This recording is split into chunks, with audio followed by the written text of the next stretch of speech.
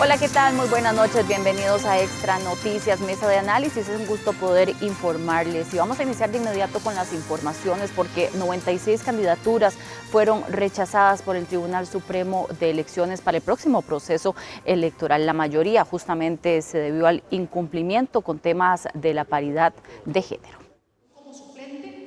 El Partido Integración Nacional fue el que más rechazo sufrió en cuanto a sus candidaturas, con un total de 30.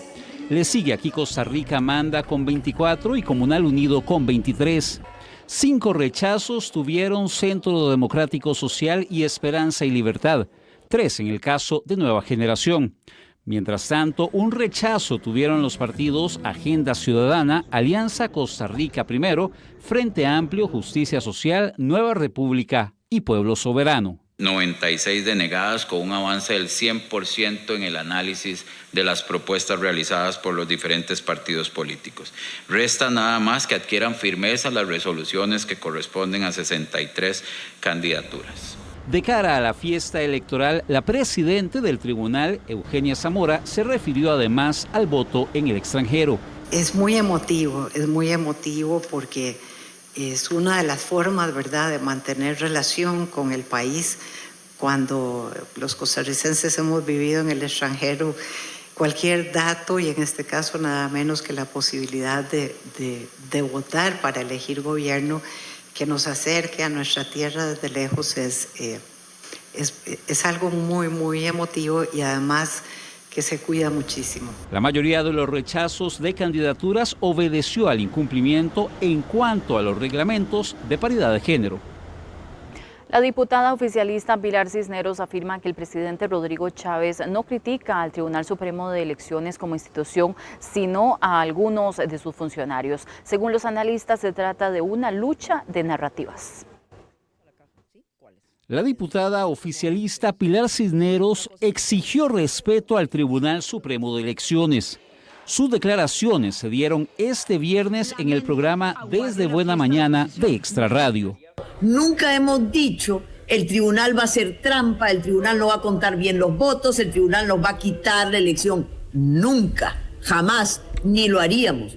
Como bien dijo mi compañero Manuel Morales ayer en la intervención, el Tribunal Supremo de Elecciones es el corazón de la democracia. Las palabras de una de las principales referentes del rodriguismo se dan tras el mensaje de la presidenta del Tribunal Supremo de Elecciones este jueves. Está amenazando la paz y la estabilidad política del país y eso es algo, les repito, que no podemos permitir. El asunto no terminó allí. Tras las palabras de Zamora, en este comunicado, Presidencia anunció que Chávez se referirá a ello el próximo miércoles y calificó como lamentables e imprecisas las declaraciones de la magistrada. El analista Mario Quiroz considera que Chávez critica a funcionarios del tribunal, pero no a la institución. Del lado del Poder Ejecutivo, bueno, la perspectiva del Poder Ejecutivo es que es crítico al funcionario, pero no a la función ni a la institución. Lo que sostienen es que el presidente tiene el derecho y el deber de señalar públicamente las actuaciones de funcionarios cuando considera que no están actuando correctamente. Sin embargo, en la opinión del politólogo Sergio Araya, sí existe algún tipo de crítica del mandatario al órgano electoral. El hablar de posibles desenlaces negativos similares a lo acaecido en 1948 sí puede inferirse como una suerte de cuestionamiento al órgano electoral. Los expertos consideran que estos enfrentamientos obedecen a una supervivencia entre poderes. Creo que como nunca antes, otros poderes de la República, todos estos que he mencionado, se han sentido por primera vez amenazados por parte del presidente de la República, quien con manifestaciones, ciertamente cuestionamientos legítimos pero irrespetuosos, creo que se puede cuestionar desde el respeto. A criterio de Calvo, estos enfrentamientos aumentarán con el paso de las semanas. Por medio de un comunicado de prensa, el Partido Liberal Progresista informó sobre el alta médica que este viernes recibió su diputado y aspirante presidencial Eliezer Feinsaig, quien hace una semana sufrió un aparatoso accidente de tránsito en Buenos Aires de Palmares, en el que falleció su asesora. La agrupación detalló de la salida del hospital por parte del candidato tras una valoración donde los médicos confirmaron una evolución positiva y estable. Feinsaig continuará por un periodo de reposo y recuperación en casa para seguir las indicaciones médicas antes de retomar gradualmente sus actividades públicas, su función como legislador, pues el choque significó una cirugía por una fractura del esternón. Textualmente, Feinsaig expresó lo siguiente: estoy bien, con ánimo y en manos de un gran equipo médico. Agradezco profundamente a todas las personas que se han preocupado por mí y por mi equipo. Pronto volveremos con más fuerza a seguir trabajando por Costa Rica. Seguimos pendientes de la recuperación de Fabián Cascante y Pablo Trigueros, enviando los mejores deseos a su familia. Y en otros temas, ¿es San José una ciudad verde o necesita todavía adaptarse mejor al cambio climático? Según un reciente estudio internacional, nuestra capital aún requiere de cambios vitales para esa adaptación. Las lluvias, inundaciones y calores extremos no son casualidad, ya que cada vez se vuelven situaciones más comunes en nuestro país. Según un estudio realizado por Lancet Countdown, nuestra capital es una ciudad que aún no se adapta a estos cambios del clima, y así lo perciben los costarricenses. Más ambiente, más bonito se ve y todo. ¿Cree que lo que tiene ahorita le hace falta todavía más? Claro, está todo viviendo de edificios y edificios. Una huevazón. Claro que sí. ¿Por qué? Porque es mucho tránsito, mucho humo, todo muy contaminado, entonces necesitamos más zonas verdes, claro. Por lo general tiene muy pocas, deberían de agregar un toquecillo más que todo para la familia y los niños. La implementación de espacios verdes, como parte de las medidas necesarias, es una de las prioridades de la Municipalidad de San José, según explicó su alcalde Diego Miranda. Ya nosotros tenemos un plan para seguir aumentando la cobertura verde en el cantón. Eso no es fácil porque además tenemos que aprovechar de mayo a octubre, que es cuando las lluvias caen de manera más intensa, entonces es un tiempo corto y lastimosamente porque por no haber una planificación durante mucho tiempo, los árboles que se siembran al tener un tamaño muy pequeño, un porcentaje muy alto terminan por no desarrollarse. Según los cálculos estatales, por cada josefino hay 11 metros cuadrados de área verde. Y el Banco Central aumentó la estimación del crecimiento económico para Costa Rica en el 2025 en su último informe de política monetaria de este año. La economía nacional crecería un 4,2% en el 2025, de acuerdo con las estimaciones del Banco Central de Costa Rica. La entidad ajustó al alza el indicador con respecto al último informe que presentaron en julio. El resultado obedece al desempeño de las exportaciones nacionales, principalmente los dispositivos médicos y demás bienes que se fabrican en la zona francas. Es un comportamiento ante la incertidumbre de que no sé cuál va a ser el valor final que me van a costar estos implementos médicos, los importo de una vez. Y es lo que hemos visto, y el exportador somos nosotros. Es correcta la afirmación que usted hace. Y eso que lleva a que tuviéramos en un momento un crecimiento de 3,8, ahora 4,2, es lo que está básicamente detrás de esa revisión al alza del Producto Interno Bruto. Para los próximos 2 años, la economía nacional crecería a un menor ritmo que el presenciado este año. Según los cálculos, el 2026 se mantiene en un 3,5%, para una diferencia de 0,7 puntos porcentuales con el presente año. Esto debido a una reducción de la demanda externa de los bienes nacionales. Para el 2027 se espera un aumento del 3,8%. El Producto Interno Bruto, que mide el desempeño de la economía, se estima en 51 billones de colones para este año. En 2026 aumentaría a 53,6 billones y en el 2027 alcanzaría los 56,8 billones. Es mixto en el sentido que el 2025 resulta mejor de lo previsto inicialmente, pero el país como país pequeño y abierto no se puede escapar del choque externo que lleva a la desaceleración en el 26 y 27. De alguna forma lo que ocurre es que la desaceleración no pareciera ser tan fuerte como se pronosticó, como pronosticaron analistas del Fondo Monetario y demás en abril de este año. Es menor, pero siempre es desaceleración. O sea, pudimos haber crecido más si no hubiéramos tenido ese choque externo. En cuanto a la inflación, el Banco Central señala que se mantendrá en valores negativos en lo que resta del 2025 e inicios del próximo año. El nivel de los precios ingresaría al rango de tolerancia que va del 2% al 4% en el segundo trimestre del 2027. Y por medio del ahorro, los costarricenses pueden conseguir un primer grado de libertad financiera. El mecanismo permite un bienestar personal para afrontar situaciones de emergencia o lograr objetivos personales. Los expertos reconocen que la población ha recuperado la vocación financiera para ordenar sus finanzas y guardar una parte de los ingresos. En el 2025, el dinero en cuentas de ahorro alcanzó los 15,9 billones de colones. Entre las principales recomendaciones se sugiere el uso de un presupuesto y herramientas automáticas como el ahorro programado para formar este hábito. Y es que justamente el día de hoy se conmemora el Día Mundial del Ahorro, y para ampliar acerca de este tema, conversar y algunas recomendaciones incluso que podemos tener los consumidores, invitamos a nuestra mesa de análisis a Fabiana Camacho, quien es asesora financiera y se encuentra con nosotros. Fabiana, muy buenas noches, gracias por acompañarnos. Muy buenas noches, un gusto estar por acá. Gracias, Fabiana. Bueno, escuchábamos también alguna información importante adelantando y algunas cifras que nos llaman la atención. Estábamos revisando algunos datos, una encuesta del INEC del 2022 decía que solamente un 16% de los costarricenses encuestados podían tener esa libertad financiera o esa holgura, podríamos decir, en sus finanzas del hogar para poder dedicar un porcentaje al ahorro.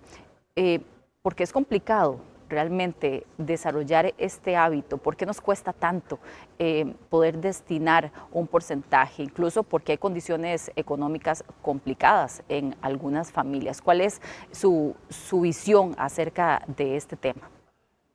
Bueno, yo considero que realmente, aunque ahorita se están dando mucho más importancia a la creación del presupuesto y a la educación financiera, todavía nos queda un camino largo por recorrer. Entonces, inicialmente, pues no podemos hacer tanto con cosas que todavía estamos apenas aprendiendo, entonces cuesta mucho priorizar, más como dices, ¿verdad? A veces hay que decidir entre lo más urgente y si ahorramos o no. Entonces, estamos justo en ese camino de empezar a darle vuelta a la educación financiera y aprender herramientas que nos permitan más ahorrar.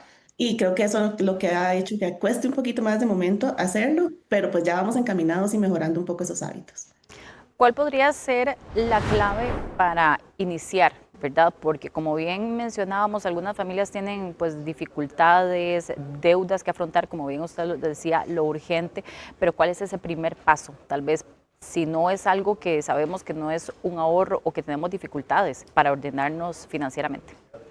Claro, el primer paso siempre es saber la situación actual en la que estamos. Poder crear un primer presupuesto base que básicamente es cuáles son nuestros ingresos y cuáles son nuestros gastos. Nos permite un poco una mayor idea de poder decir, bueno, este mes sí puedo destinar un monto específico para el ahorro. Y en el ahorro lo más importante no es la cantidad, es el hábito. Entonces, iniciar con un monto que podamos mantener en el tiempo nos va a permitir ver avances, ver que va creciendo nuestra cuenta de ahorro y motivarnos un poco más a hacerlo. También el ahorro nos permite solventar algunas emergencias y disminuir el eventual endeudamiento, porque si llega alguna emergencia, a veces si no tenemos ahorro, tenemos que recurrir a financiamientos externos, a la tarjeta de crédito. Entonces, tener cierto monto de ahorro nos va a permitir o mantenernos o evitar del todo un tema de endeudamiento. Entonces, esos son los principales motivadores, pero no vamos a poder realizarlo si no tenemos esa base que es justamente entender si lo podemos o no hacer, ¿verdad? Entonces, para poder definir ese monto inicial, que como les digo, lo mejor es el hábito, no necesariamente la cantidad, tenemos que hacer un presupuesto base. Y es que justamente, que dicha que usted lo menciona, porque estaba revisando incluso unos datos de esta misma encuesta del INEC y dice que un 60% de los hogares no realiza un presupuesto, porque a veces vemos que es una herramienta tan básica, pero fundamental. Es algo muy sencillo realmente de hacer, pero ¿cuál es tal vez alguna de las principales recomendaciones para iniciar en este camino? Claro, lo inicial, lo principal es entender que se tiene que hacer un presupuesto cuando uno tiene cierto ingreso. Entonces, bueno, decidir esto es lo que me llega libre, ya lo que me depositan a mi cuenta. ¿Qué hago con eso? ¿Cómo lo priorizo? Y lo podemos hacer en cubrir necesidades básicas, por ejemplo, techo, alimentación, ropa, educación, y de ahí ya decidir, ok, qué cosas son las necesidades, que serían esas primeras, y qué cosas serían esos gustos o deseos adicionales que le vamos a agregar a eso. Y cómo priorizarlo, porque yo siempre les digo que podemos tenerlo todo, pero no todo al mismo tiempo. Siempre vamos a tener un tema de limitación, porque no podemos tener todo lo que queremos en un solo momento, los recursos son limitados y eso es muy importante de entender. Y en la medida que vayamos priorizando va a ser más fácil decir, bueno, voy a priorizar, este mes hago esto, me dejo un poquito para ir guardando, ir ahorrando, que el principal ahorro que hay que hacer, el inicial, es el de emergencias, ¿verdad? El ahorro de emergencia nos va a ayudar mucho a poder acomodarnos en este camino de la educación financiera. Y justamente, como dices, es un tema, digamos, complicado porque al final de cuentas, en la teoría se ve, ¿verdad? Ingresos menos gastos, pero ya hacerlo en la práctica, siendo personas con emociones, con tener que tomar decisiones, con contemplar también a familiares, a hijos, a papás, pues al final se torna un tema difícil de llevar a la práctica. Y por eso también acompañarnos de expertos nos puede ayudar a tomar mejores decisiones con ese ingreso que ya tenemos y cómo podemos sacarle el mayor provecho. Vamos a ver justamente porque hicimos la consulta a algunos consumidores, si ahorran, cómo es que realizan, qué herramientas utilizan para ahorrar. Entonces vamos a ver algunas de las respuestas que nos dieron este viernes. En lo personal, pues yo sí tengo el hábito. Tal vez ahora como está la economía y como yo me dedico al comercio, tal vez no puedo ahorrar lo que quisiera, pero sí, por lo menos yo sí trato de ahorrar porque es la única manera de poder tener un sustento por alguna emergencia o algo así. Para mí es súper importante ahorrar. ¿Por qué? Porque siempre va a tener uno para una emergencia o algo. Lo que pasa es que a mí en este momento es imposible ahorrar. Mi pensión es por invalidez y es muy baja. Entonces, ni 500 pesos puedo no ahorrar. Claro. Pero realmente yo sí creo en la cultura y me parece que es necesario, pero es muy difícil ahora. Como está la situación hoy día es sumamente muy difícil, ¿verdad? Apenas lo que Dios nos repara, ahí vamos caminando poco a poco. Pero sí cree que es importante. Es muy importante también, sí, claro que sí. Es muy importante para pensar en un futuro, ¿verdad? Fabiana, bueno, escuchando un poco estas opiniones, es el sentir de muchos costarricenses también que se vuelve difícil, que la situación económica es complicada. ¿Qué opciones, qué herramientas hay y qué también podemos decirles a las personas que sienten que definitivamente más bien hacen lo posible por estirar el dinero para llegar al final de la quincena? Claro, no es tan fácil, especialmente cuando tenemos pues un ingreso bajo, prioridades, personas a nuestro cargo, hijos, familiares. Por supuesto que no es sencillo, pero también es parte de lo mismo que ellos comentaban, es como esa estabilidad o esa tranquilidad de poder tener algo que nos respalde frente a alguna emergencia, ¿verdad? Si retomamos, por ejemplo, el caso en pandemia, muchas personas que quedaron sin trabajo de pronto, incluso mismos comerciantes que quedaron sin ingresos porque las personas no consumían por el mismo pánico, el ahorro que había era mínimo. Creo que eso nos quedó también de experiencia que aunque tal vez no hay demasiado que ahorrar y aquí lo vuelvo a recalcar, el ahorro no está en la cantidad fuerte. A veces pensamos que no vale la pena ahorrar 1.000 colones, 2.000 colones, pero todo eso se va acumulando y al final nos va ayudando a de verdad poder cubrirnos. Entonces algunas estrategias o maneras puede ser definirle nombre a los ahorros. Siempre es más motivador poder ahorrar cuando se tiene algún objetivo en específico. Yo siempre les recomiendo que el primero sea ese fondo de tranquilidad, ese colchón que les permita cubrir, ojalá en el mejor de los escenarios, por lo menos un mes de gastos. Ese sería el ideal y bueno, más allá los expertos también recomiendan de 3 a 6 meses. Pero que este sea como ese principal ahorro que nos permite decir, bueno, yo sé que si, por más esfuerzo que esté realizando ahorita para poder hacerlo, si algo sucediera, no me voy a tener que o endeudar más o caer ya en nuestra primera deuda, etcétera. Entonces, esa es la principal motivación. Y los demás ahorros para poder mantenerlos, digamos que andando bien, podemos hacerle también, definirle ese nombre. Porque, ¿qué pasa? Cuando empezamos a guardar dinero, y pasa mucho, ¿verdad? Siempre van a haber muchas cosas posibles en las que podamos gastarlo. Y aunque estemos en una situación apretada, pues no dejamos de ser humanos y de tener necesidades, deseos y cosas que queremos. Si no le tenemos un nombre a ese ahorro, es muy probable que aparezca por ahí alguna cosa que nos llame la atención y en la que ya se va ese ahorro que tal vez estaba destinado para alguna otra cosa.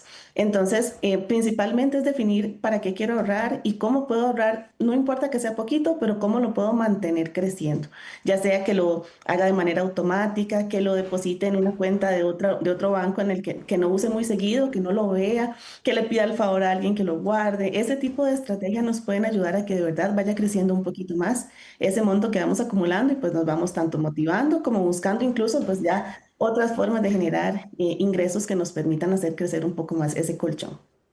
Fabiana, bueno, y vamos al otro escenario. También hay personas que tienen ingresos adicionales, que reciben, qué sé yo, algún tipo de herencia o dineros que no tenían por ahí. ¿Cuál es el panorama que hay con respecto a las tasas de interés? A veces se preguntan si conviene más ahorrar en dólares, ahorrar en colones. ¿Cuál es un poquito el panorama ahí para tenerlo en cuenta? Claro, en el otro escenario, lo que se recomienda en temas de ahorro es ahorrar en la moneda en la que uno va a necesitar el dinero. Entonces, por ejemplo, si estamos ahorrando para la prima de una casa y sabemos que es muy probable que sea en dólares el préstamo, entonces la idea es que se guarde en esa moneda. Si estamos tratando de ahorrar, por ejemplo, no sé, para un evento especial, para una fiesta, un aniversario, una boda, por ejemplo, que son montos altos, pero que se van a necesitar en el corto plazo, también se recomienda que sea entonces en colones, por ejemplo, porque sería la moneda más usual en la que lo voy a gastar. Si quiero ahorrar para un viaje, probablemente lo que mejor convenga es hacerlo en dólares. Si quiero hacer alguna inversión a más largo plazo, también buscamos mayor estabilidad y mayor rendimiento o ganancia. Entonces, ¿qué pasa? ¿Qué se recomienda a largo plazo? En una moneda más fuerte que la moneda local y también buscar diversificar. Entonces, probablemente una parte en colones, otra parte en dólares, ¿verdad? Entonces, va a depender mucho de la meta específica para lo que yo voy a utilizar ese dinero y el plazo. Ya también empezamos a hacer un poquito más de diversificación. Entonces, por ejemplo, si necesitamos el dinero para menos de un año, pues instrumentos locales como certificados, como cuentas de ahorro que pagan liquidez, pueden ser muy útiles, pero también si empezamos a evaluar escenarios de más mediano, largo plazo, entonces ya podemos jugar un poco más con los instrumentos que podemos utilizar, tanto en el mercado local como en el extranjero. Y a largo plazo, creo que hay una gran preocupación también en el sector costarricense, sobre todo en trabajadores, con el tema de las pensiones. ¿Cuál es la recomendación en ese sentido para las personas? Bueno, es una combinación. Primero, siempre tratar de tener una parte bajo nuestro control. Entonces, pues obviamente siempre vamos a estar, si somos trabajadores empleados, estamos cotizando, eso está perfecto, mantenerlo activo, pero también a tener alguna parte que sea bajo nuestro propio control, ¿verdad? Hacer nuestro propio plan de pensión con nuestras propias necesidades, pensando en cuál es ese escenario futuro que queremos vivir y que podemos vivir y cómo vamos a lograr eso. Entonces, usualmente lo que se hace es hacer algo similar a lo que uno hace cuando está cotizando, solamente que ya de manera voluntaria, decidir un monto mensual, de nuevo, ligado al presupuesto y al análisis inicial que se hizo de cómo está la capacidad financiera que yo tengo al día de hoy y ver cuánto puedo ir ahorrando específicamente para esa meta. Porque a veces, por supuesto, pasa, ok, quiero ahorrar para la jubilación, pero también para un viaje, pero también para la casa, también para la boda. Entonces, pues no podemos hacer todo al mismo tiempo, pero sí podemos empezar a decir, bueno, lo que más ayuda en las pensiones y en los ahorros de largo plazo es el tiempo. Entonces, con solo que empecemos, ya estamos con el pie derecho. Tenemos que empezar, aunque sea un monto pequeño, el interés compuesto nos va a ayudar a que ese monto vaya creciendo y realmente pueda reproducirse a largo plazo. Entonces, iniciar es lo más importante con el monto que se pueda. Y pues hay muchos instrumentos, tanto a nivel local como a nivel internacional, que nos permiten hacer ahorros, por ejemplo, automatizados específicamente para la pensión a por lo menos 15, 20 o 30 años, dependiendo de la edad a la que ya nosotros estemos pensando en ya sea jubilarnos, trabajar un poco menos o tener por lo menos esa paz de tener un colchón fuerte financiero que nos ayude, nos respalde y sobre todo que esté bajo nuestro control. Fabiana, bueno, y finalmente el sistema financiero de nuestro país es sólido. Sin embargo, este año y en años anteriores hemos visto situaciones desafortunadas. Hay personas que han perdido por el cierre de alguna institución sus ahorros de años. ¿Cuál es la recomendación para elegir dónde destinamos nosotros y dónde colocamos esos ahorros, sobre todo ahora que hablamos a largo plazo principalmente? Claro, bueno. A nivel interno también existen, digamos que instrumentos que se pueden utilizar, las pensiones complementarias, los fondos de inversión. Sin embargo, como ya tenemos, en el caso de las personas que ya estén cotizando, ya tienen su principal fuente, digamos, de la parte de la pensión, de la parte de cotización, pues podemos diversificar entonces con instrumentos y fuera también de Costa Rica. Usualmente los fondos de inversión son el vehículo que normalmente se utiliza para hacer una pensión y eso lo que permite es un ahorro mensual que va creciendo con interés compuesto. Ahora, a lo interno de nuestro país también es importante tener pues cierto monto guardado y tenemos pues la ley de garantía de depósitos que también nos ayuda a proteger un monto de hasta 6 millones de colones en entidades reguladas. Entonces, si queremos diversificar y ser súper conservadores, podemos tener pues en varias entidades hasta ese monto. También hay que ser un poco eficientes en cuanto a estrategia y ya ahí pues entran los asesores financieros a ayudarnos y acompañarnos a decidir qué es lo mejor, ¿verdad? Tampoco vamos a tener 6 millones en todas las entidades y obviamente el dinero junto también crece más, entonces ya es un poco más elaborado, más técnico y podemos entonces ya apoyarnos de expertos que nos ayuden en un tema tan importante como lo es nuestro futuro financiero, porque así como acudimos a profesionales de la salud, por ejemplo, a cuidar nuestra salud para llegar bien al futuro, pues también podemos acudir a profesionales que nos ayuden a proteger eso que nos va a hacer tener una muy buena calidad de vida en el futuro. Entonces ya hay muchos instrumentos a nivel local, hay estrategias, pero ya cómo consolidarla va a depender mucho de la realidad de cada uno, de cómo queremos que sea ese futuro y también qué podemos hacer ahorita y cómo lo podemos ir potenciando. Y por supuesto que en eso va a ser muchísimo más fácil si lo hacemos de la mano de alguien que nos ayude con todos los secretos para poder hacerlo de la mejor manera, ¿verdad? Ir fortaleciendo este importante hábito a nivel familiar. Además, muchas gracias, Fabiana, por las recomendaciones y además por darnos una idea de este panorama del ahorro en nuestro país. Muy buenas noches. Buenas noches, muchas gracias.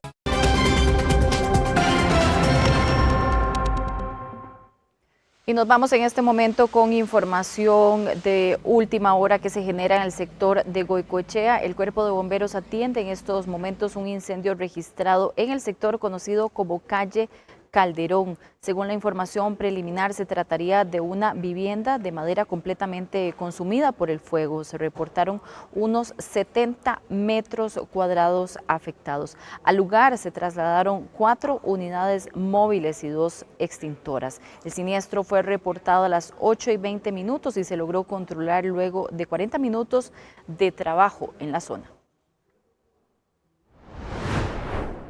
En Alto de Guadalupe, propiamente en la Lower Road, incendio estructural, casa de habitación, unos 60 metros cuadrados, material, madera. Nuestra llegada consumida en un 100%. Calle de difícil acceso, tenemos un hidrante cerca, de muy buen caudal. A este momento la situación está bajo control, no tenemos personas afectadas, salvo unas con afectación por inhalación de humo. La vivienda se encuentra al final de una calle, la calle estaba muy tapada o muy localizada por vehículos. Tenemos una tercera unidad por otro sector, la cual dificultó mucho el acceso, pero las acciones fueron rápidas, la búsqueda y rescate fue primordial, no encontramos a ninguna víctima y el control del fuego fue rápido también. Tras varias denuncias por presuntos delitos de violación y supuesto contagio de enfermedad, el caso contra el director del OIJ, Randall Zúñiga, avanza con una serie de diligencias judiciales que se extendieron del 27 al 31 de octubre. Este viernes se dio un nuevo capítulo con el allanamiento de su casa, ubicada en La Uruca.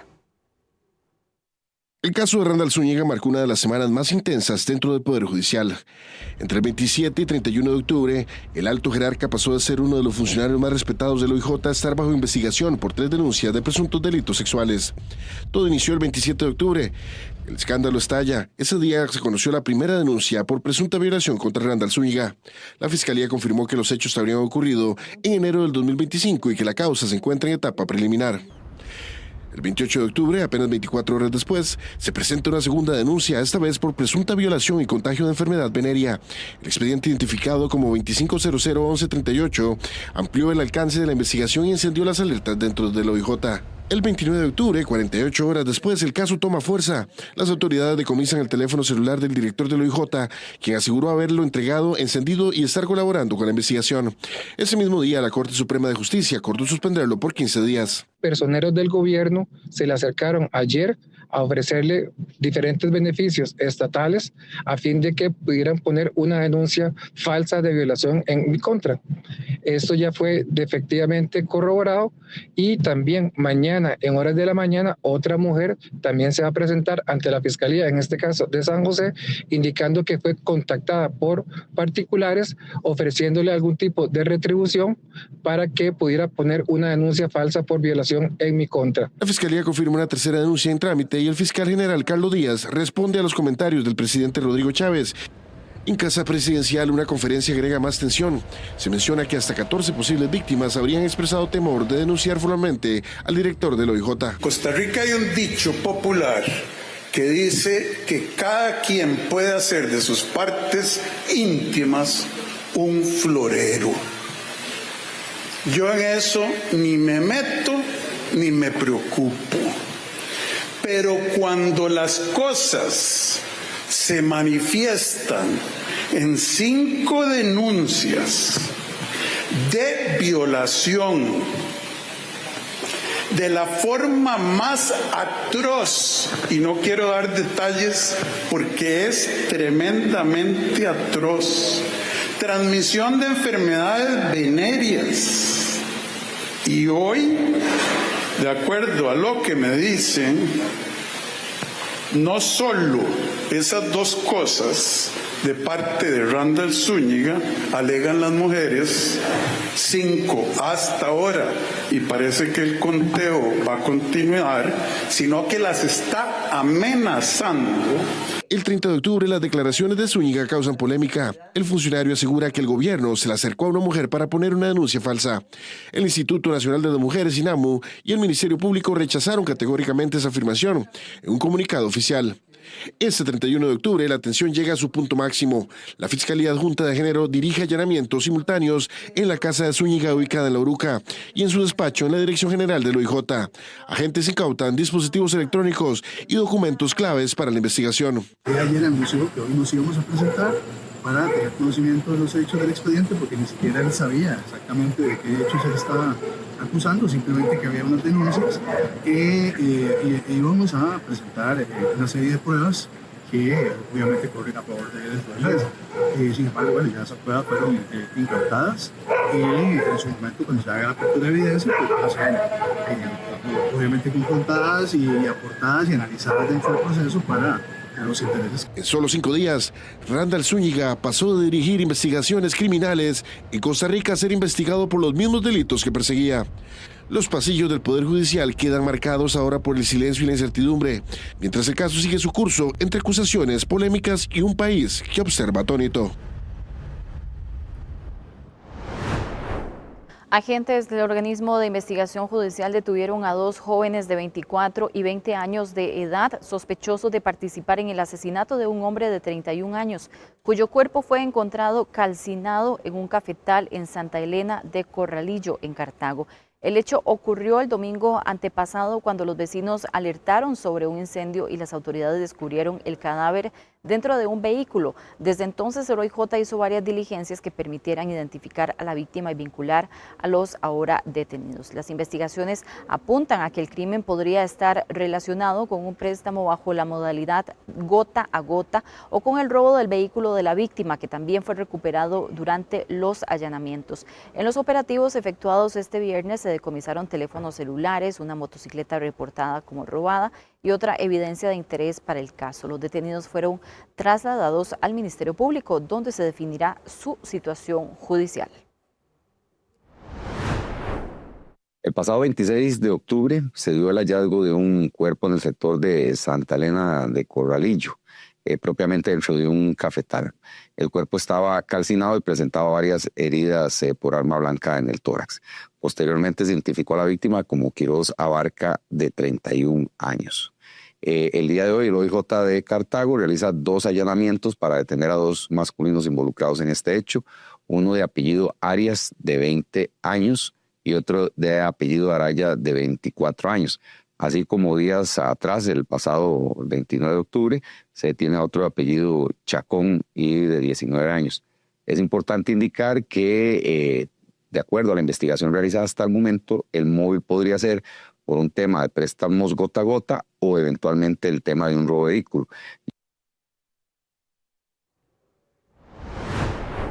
En un operativo conjunto entre la Policía de Control de Drogas, la Administración de Control de Drogas DEA de los Estados Unidos y la Dirección de Inteligencia y Análisis Criminal, las autoridades costarricenses incautaron 21 kilogramos de metanfetamina cristalina, lo que representa el mayor cargamento de drogas sintéticas decomisado en la historia del país. La intervención se llevó a cabo en un parqueo público en San José, donde detuvieron a 5 sospechosos de nacionalidades costarricense, panameña y nicaragüense.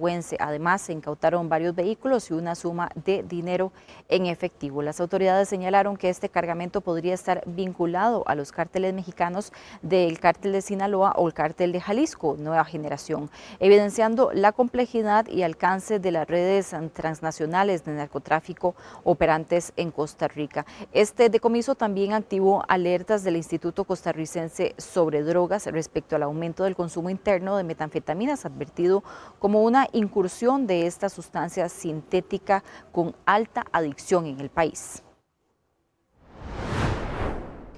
2 hombres sospechosos de participar en el homicidio de un hombre de apellido Torres ocurrido en Bahía Ballena de Osa fueron detenidos este viernes gracias a un operativo del organismo de investigación judicial. Los policías judiciales arrestaron a los sospechosos de apellidos Morera y Barquero, ambos de 43 años de edad, en el sector de Cantarrana, en Quepos.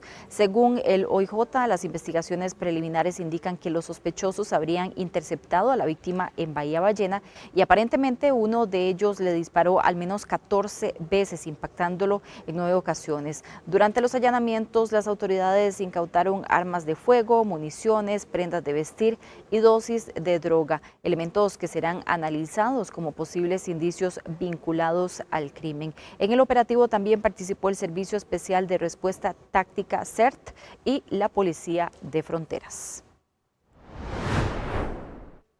La Cruz Roja atendió este viernes un accidente en el sector de San Miguel, en Santo Domingo de Heredia, donde un camión cayó sobre una casa y el conductor murió prensado. Según la institución, al llegar la primera unidad que llegó al sitio, confirmó que una persona permanecía atrapada dentro del vehículo tras el vuelco. Al parecer, el vehículo pesado se precipitó desde unos 10 metros de altura luego de que el conductor perdiera el control. La Cruz Roja Costarricense recibe una solicitud de ayuda. Nos reportan el vuelco y precipitación de un vehículo de carga liviana. Al lugar enviamos 2 unidades de soporte básico, 1 unidad de soporte avanzado, 2 vehículos de rescate y 2 vehículos operativos. Hacemos la valoración de un camión de carga liviana sobre unas viviendas. En el lugar logramos el acceso a una persona que se encuentra sin signos vitales. Adicional a estas funciones, hicimos una evacuación en las viviendas. Valoramos 2 personas, las cuales se encuentran estables y no requieren traslado al centro médico. Y hoy es un día de fiesta en nuestro país por el Día de la Mascarada Tradicional, y por eso Grupo Extra se adentró en la casa de un mascarero de Escazú, quien nos muestra cómo se mantienen vivas estas coloridas tradiciones. Mario Garrido nos tiene el reporte de este tema.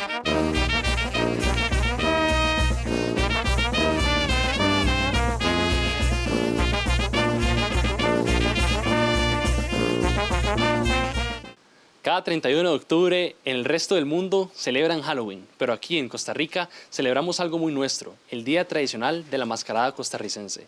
Un día que lo llevan muchos mascareros con cimarronas llenos de orgullo, tradición y cultura.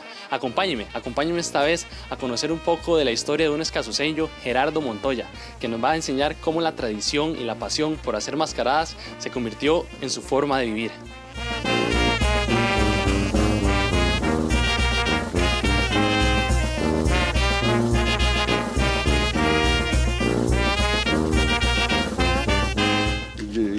Gracias a mi abuelito que me recibió cuando yo estaba chiquillo, me enseñó a este arte tan bonito, porque es un arte muy, muy lindo. Y lo sigo amando a mis años que tengo y entonces, ¿por qué? Porque lo que yo lo que ustedes están observando en estos momentos fueron unas mascaradas completamente hechas con mis propias manos. Y con mis propias manos y con mi propio papel. Por eso me siento tan feliz.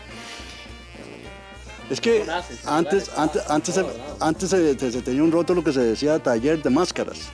Y después yo llegué a la conclusión que no es taller de máscaras. Yo dije, no, se llama la Casa de las Máscaras.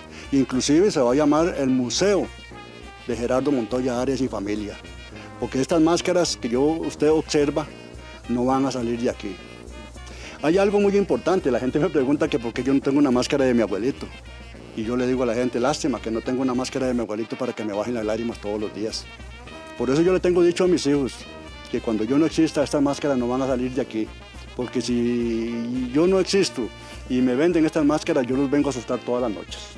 Está muy de moda. En Costa Rica usted sabe que está de moda ahora lo de las mascaradas, en todos los pueblos está de moda. Por eso yo le digo a los papás o a los niños que se pongan a jugar con una pelotica de barro. Alguna imaginación les va a salir. Y eso es muy importante, que las mascaradas en cada lugar es la que da alegría, no tristeza, porque las mascaradas es para dar alegría. Que los niños, los jóvenes, los abuelos disfruten cuando tienen un nieto, una máscara en la casa.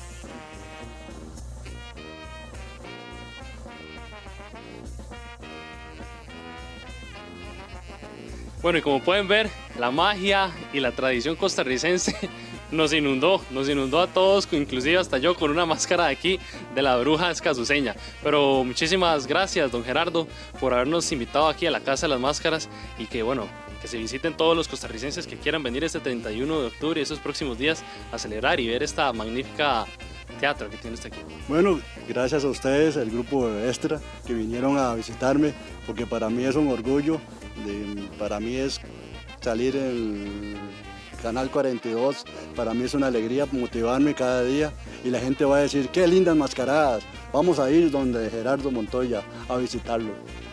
Gracias a ustedes, Canal 42.